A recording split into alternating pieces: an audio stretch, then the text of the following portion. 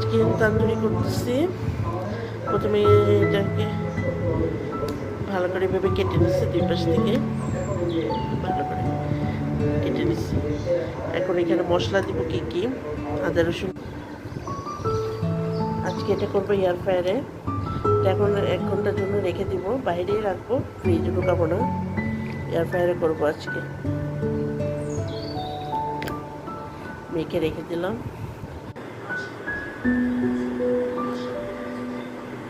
এগুলো বসে দিচ্ছি।